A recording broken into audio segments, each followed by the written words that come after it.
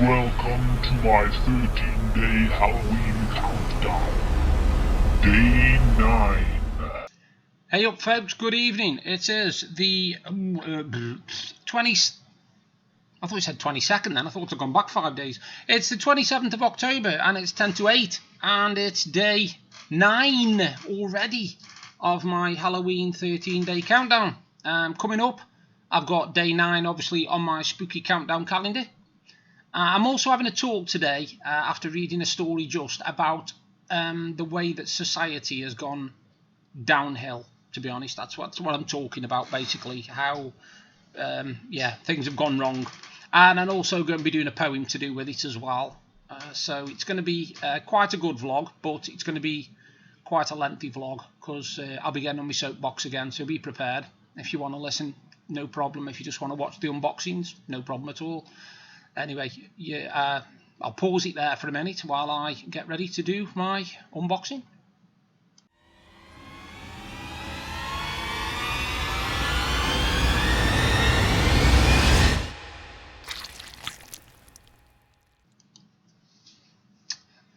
So here we go folks, it's day 9 on the 13-day spooky countdown calendar. Ta-da! Looks better now, see, because my face, you can't see it. So just put that there a minute. Oh, I've got it back to front. At least I didn't call it an advent calendar. Anyway, there we go. You can see 7 and 8 are there. Look at the 13 down there, double doors. Ooh, what's going to be in there? Door 9. Excuse me if I can get my finger in. Not always easy, not always easy. Yeah, door 9. Whoops. Put that to one side. Get my trusty scissors. Like I say, you've got another 25 days of this, 24 days or so with this to come at Christmas. Because, like I say, I've got a calendar of the nightmare before Christmas, and excuse my nose, I might be getting a coin calendar to go with it.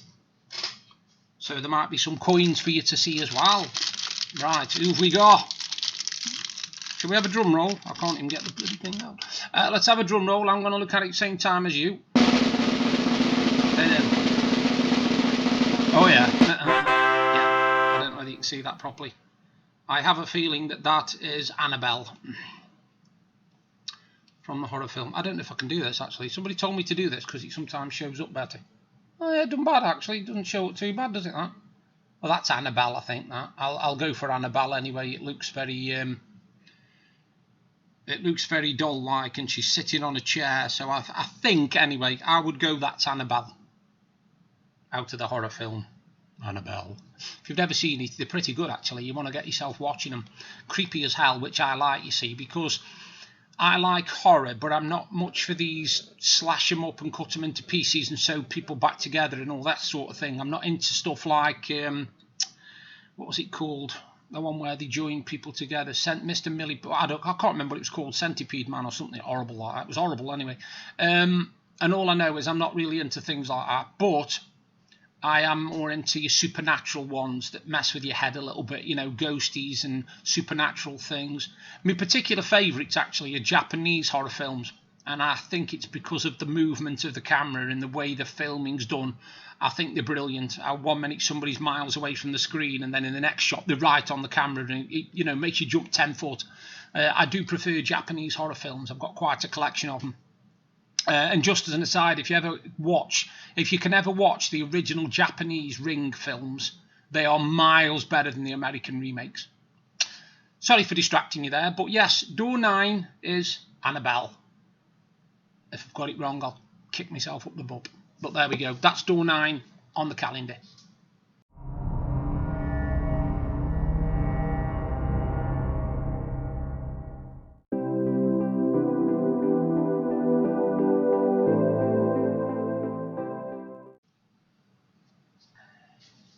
Right, yesterday, or the day before, I can't remember, I was talking about how, despite, it was a news story actually, and I said despite the fact that we were brought up with next to nothing, and I was talking about my sister, I was talking to my sisters earlier on about this, and they agreed with me that we were literally brought up with nothing. But we can remember that every time we came in from playing, If we'd been outside and we'd been in dirt and everything, it was, your sandwiches are there, wash your hands. And you couldn't have your food unless you washed your hands. Simple as. You didn't get nothing to eat until you'd washed your hands. Hygiene, see? Go in the bathroom. Even though I told you our toilet was at the bottom of the yard, you still, when you came back up from that toilet, you still had to wash your hands. I mean, we learned basic hygiene, and it's simple enough, right? Anyway, this is leading on to what I'm talking about today. Because, as well as hygiene, we also had standards. We had things that we would do and things that we would not do. Now, yes, I will admit that me and my friends used to hang about sometimes in an old graveyard near Burslem, and now we never, ever, ever vandalised anything. We would literally just sit on a bench and do daft things like, have a can of beer or something like that, but we never, ever, ever vandalised the gravestones or the cemetery or anything in the cemetery at all. To us, that was sacred. You do not touch that, right? And I've just read a story which made me realise how demoralised our society is, how we've just got no morals or no scruples or nothing. And it was a story, which I'll put underneath again, of anybody who knows England and the UK and singers and everything will have heard of Cilla Black, and they'll have heard of Ken Dodd. Now, Ken Dodd, to me, he was one of my comedy legends. I thought he was brilliant. My mum thought he was absolutely fantastic. She'd been seeing him a couple of times and thought, he walked on water. She loved him. She loved the guy. So I've got a bit of a fondness for Ken Dodd as well, especially his live performances and audience with. If you've never seen them, watch them. They're hilarious. But last night, it was revealed that vandals had sprayed graffiti on his grave and on Cilla Black's grave. Now, you would have thought that when somebody dies, they would finally be left alone. The place of rest would be left alone. Nobody would have anything, they wouldn't go and smash it. What's the point? The person's not there no more. Leave them to rest in peace. But we can't even do that. We can't even do that. We've got to go into a cemetery, which, like I said, I'm not superstitious. I don't believe in God. I will be honest. If you want to cross me off, trust you, it's up to you. But I don't believe in God. I've had too much bad things happen in my life to believe that there's somebody who's going to make everything all right for me. I don't believe that at all. And I don't believe. But don't get me wrong. If you do, fantastic. That's up to you, mate. If you want to believe in God, you want to follow Him and all that, and Jesus Christ, you go for it. Don't bother me at all. As long as you don't try and convert me, I'm not bothered. But even though I don't believe in God, I still see a cemetery as sacred. I see it as somewhere where the dead rest, and you leave them alone. If you want to walk through there, brilliant. If you want to walk around the cemetery and you want to look at the gravestones, fantastic. I've done it loads and loads of times in my life. Very peaceful, very serene, very calming, very relaxing. But I have never, ever done any damage to anything in a graveyard, churchyard, anything like that, any of the buildings. Because even though I don't believe in God, I've still got respect. I still respect the fact that this is a sacred place, this is a holy place, So when I read about things like this, it makes my blood boil. It really does make my blood boil, because where a lot of my family are buried is a place called Carmount Cemetery in Stoke-on-Trent, where I'm from. But a lot of vandalism goes on there as well. People actually smash the gravestones. They smash the gravestones. I mean, we are talking about a marker to somebody who's passed away. Somebody who's probably, I'm not going to say that they're saints. I'm not going to say that they've lived a blameless life. They might have done things wrong in their life, but now they are at peace, they are at rest, leave them be. But people are going up and they are actually smashing the gravestones. Now, I can't see it being a bloke in his 40s or his 30s. I can't see a bloke walking through, having a pint of special brew and then smashing a gravestone. I cannot see that at all. I can see it being youths. Now, where I used to live in Crowbridge, there was a cemetery down near Burslem. Now, in there was supposed to be buried a witch from when they did the witch hunts, and her name was Molly Lee. And everybody always said that if you run around the grave shouting, Molly Lee, will you come and catch me? She would literally come out the grave, grab hold of you and pull you under. Now, nobody would say, yes, this is a load of bull, and nobody believed it. But you try get one person to chance it. One person to run backwards around that grave, and nobody would do it. They might turn around and say, oh no, it's all a load of crap, that is. Oh, it's a load of garbage, as if that's going to happen. Go on then, do it. No, I'm not doing it. And I was the same. I wouldn't do it either. And yet I didn't believe that she would come up and pull me under the ground, but I'm not taking the chance. Do you know what I mean? I'm not taking the chance because there's a lot in this world that we do not know about. And that's one of the things. Now, go back to what I was talking about before, about the way we have let society disappear and go horrible. Now, yesterday I pointed out about the fact of the lad hitting his mum in the thing, and I actually posted on that picture to say, this is what's wrong with society, blah, blah, blah. Now, put that aside for a minute, because like I pointed out to me, he could have mental health issues, he could have ADHD, he could have autism, he could be anything. And I don't know him, so I'm not judging that. What I do judge is when I hear stories like of old age pensioners getting raped in their homes, getting punched in the street in the face and having the money stolen from them. People being spat at just so they'll hope they'll catch COVID. You know, this is society has literally gone downhill fast, really fast. There's no respect now, and I think what's happened is, when I was a kid, if I did anything wrong, I got a smacked arse. I didn't get smacked around the head or nothing like that before anybody says, oh, that's child abuse. I got a smacked ass if I did something wrong, and I never did it again, trust me. But we knew that our parents were to be respected. Now, don't get me wrong, I'm not saying that respect is beating somebody up, because it isn't. But you knew that what your mum and dad said went. Up until a certain age, obviously. You don't expect when you're like 27 to be listening to, if your dad says to you, oh, I wouldn't go out to have a drink tonight. Oh, no, Dad, I won't. No, you're right, I'm too young.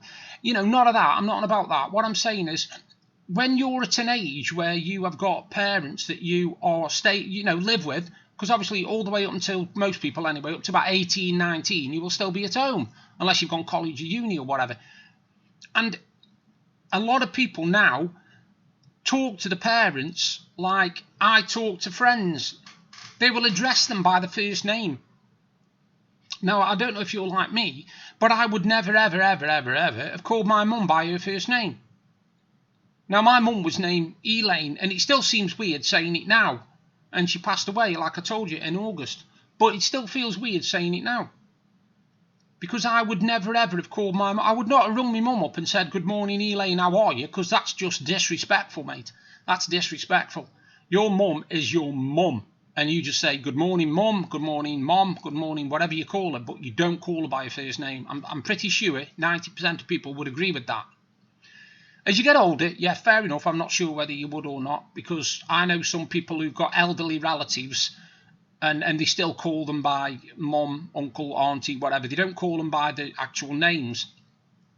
Now, if you go to the point in society where you aren't respecting your parents, that is where the line is drawn. I'm pretty sure of that. Because if you don't respect your parents, who are your parents, your mum and dad, whatever, even if it's your mum or your dad, if you've got whatever, you are not going to respect anybody.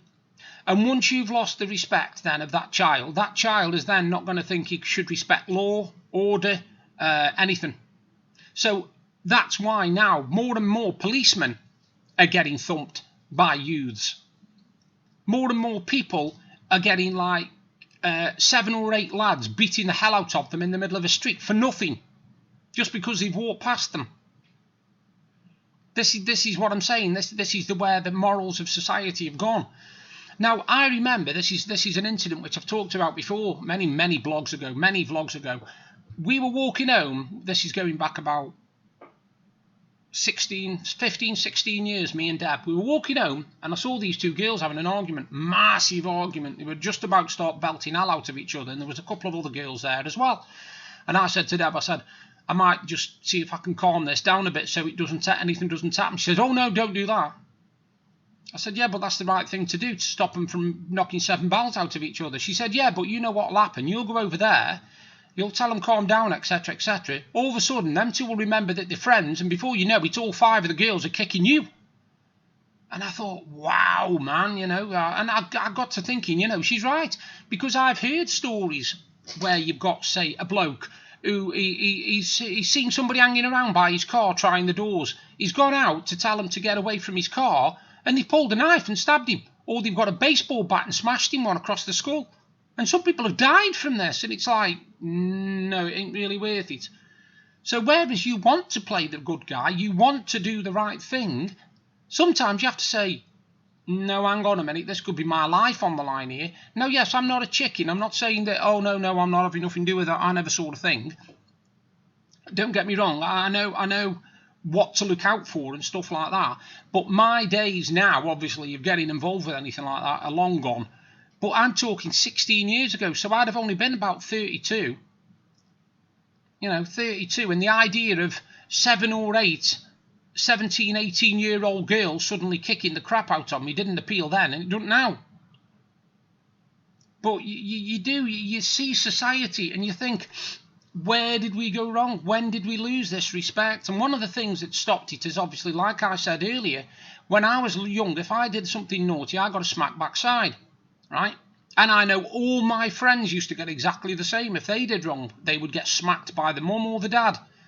And it's a lesson you learned. You basically were like in tears for a little bit, and then after a while, you weren't in tears because you were okay, and you got the respect. You respected your parents.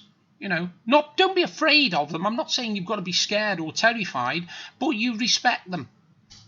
And I think the biggest mistake we made was saying you cannot punish your children physically. You can't punish them physically, because nowadays, when I was younger, if we were going to get grounded because we'd done something wrong and get sent to his room, all that room would have in it is a bed, a chest of drawers with your clothes in, and that was probably about it. There was no TVs in there, and no DVD players, Blu-rays. There was no Xboxes, PlayStations, nothing like that. So if we got sent to our bedroom, we literally sat in silence or went to sleep because that's all you could do. There was nothing else there. You send a child now to the bedroom to be grounded, they've got everything there. It's just like saying to them, well, why don't you go sit in your room for a bit, play on your Xbox?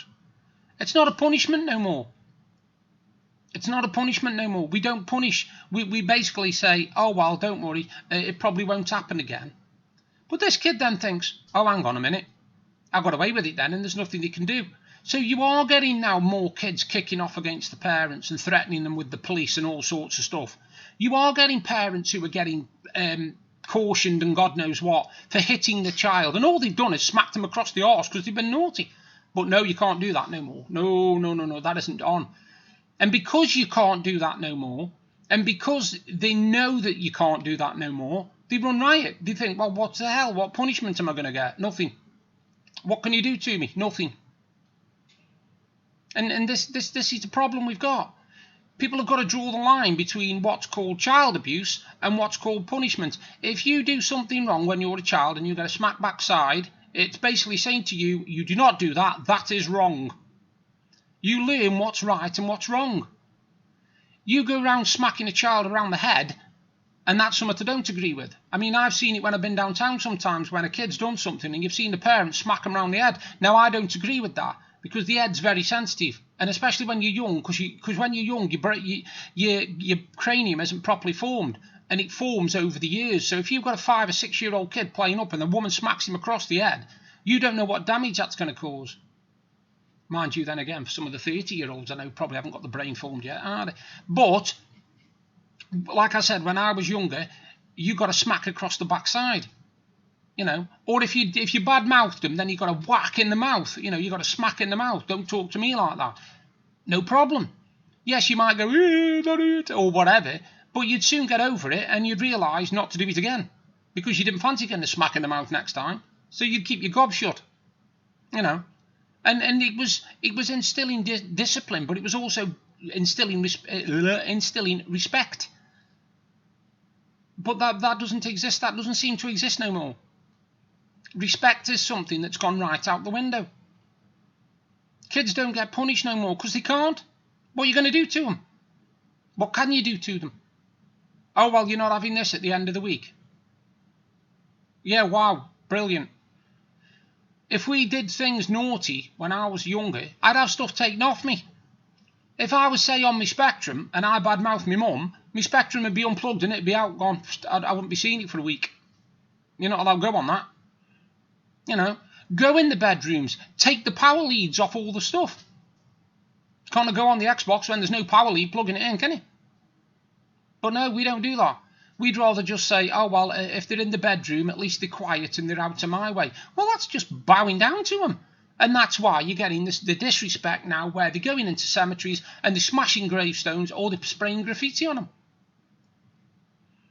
I got a feeling that because we're doing this now and saying, oh, no, you can't take kids, you can't take kids, the next one, it's going to be you can't use your voice too loud against them because it might hurt their feelings. That'll be the next thing. So basically, when you tell them off, you'll have to say, you should not have done that, you know. I don't want you to ever do that again. Picture the scene. You wake up in the middle of the night. You hear somebody downstairs. You creep downstairs, and there's a burglar in your house, somebody you don't know, right? And he's standing there. You turn to him and you say, you have been caught. Will you please sit down while I ring the police? That going to work?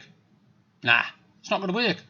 You are going to basically say, hang on a minute, wallop, crack, get down on the floor, stay down on the floor, I'm ringing the police, job done.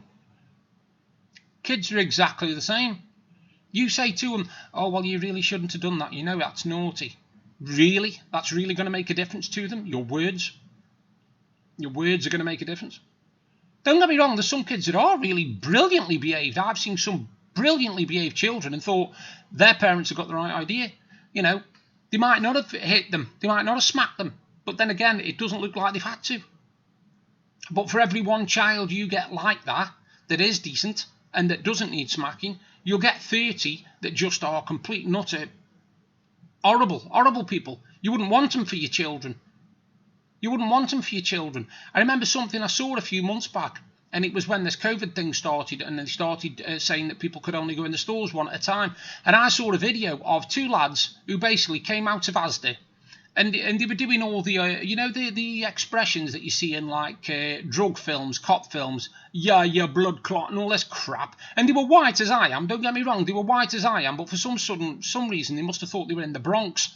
Anyway, they started giving this abuse to this Asda worker. She'd just tell him, she was basically just saying to him, look, go away, don't give us any grief. And he was calling her all the names under the sun, telling her f off, and then also doing the same thing again with the people who were waiting outside in the queue, calling them every name under the sun. But it backfired on him.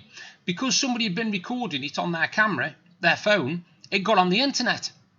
It got on the internet, onto YouTube, and suddenly his mum and dad found out about it, of one of the lads, and they watched it. And the next video that was recorded was of them frog marching their kid straight the way down to Asda to stand in front of this member of staff and apologise. And literally bow down, beg for, to say, I'm really, really sorry, blah, blah, I shouldn't have said it. He was made to do it. But if internet didn't exist and nobody had recorded that on the phone, that kid would have got away with it, and he'd have thought, I can do that any time I want. It was the internet. It was literally the internet and modern technology that was his downfall. It's like when you see people do they do filming of somebody getting their head kicked in. Say a group of girls picking on one girl and they're all kicking her in and stuff. Somebody films it on the chat, oh, this is brill, this is, you won't see this. And before you know it, it's on YouTube. And then the next thing, these girls are getting done by the police for assault. And you've got the video evidence there because somebody's recorded it. Sheesh, man, I'll tell you something, I use my mobile phone, I do use it, and I use it for social media, and I use it for sometimes vlogging if I'm out, and taking pictures. What I don't do is I don't record people getting beaten up. I don't record people like breaking into shops or doing stupid things like that. And I certainly don't record the old selfie thing where you stand on the end of a cliff and see how far you can get to the end while still taking a picture. I certainly don't use it for that. But yeah, that's what I wanted to talk about today, the drop in morals in society and how badly they have sunk if you're going to go round and you're going to vandalise gravestones and graves.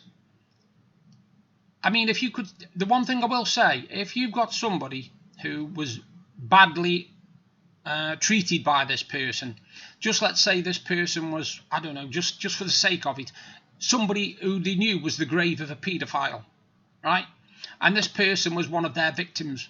And now, if they did something to the grave, while I wouldn't condone it, I could understand where they're coming from, because they've got a personal grudge. But these aren't even grudges. These are just people going along, finding the graves and graffitiing on them for no reason. I mean, Ken Dodd, the only thing he ever did was tax evasion. And I don't think you're going to get your grave graffitied on for tax evasion. I can't see anybody holding a grudge that would last for years on tax evasion. So, and Cilla Black, I don't know what the hell she did wrong, but obviously somebody thought she did, because they graffitied on her grave as well. Anyway, I'll come off my soapbox now, and the next thing you see or hear will be a poem. So you all take care, and I'll do my poem, and then I'll do my 10th day tomorrow. Cool, blimey, it's gone quick. You all take care. Bye for now.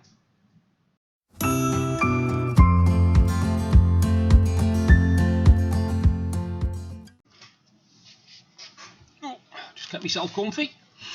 Now, my poem of the day goes on from what I've just been talking about society, and basically trying to find a better one than we've got now.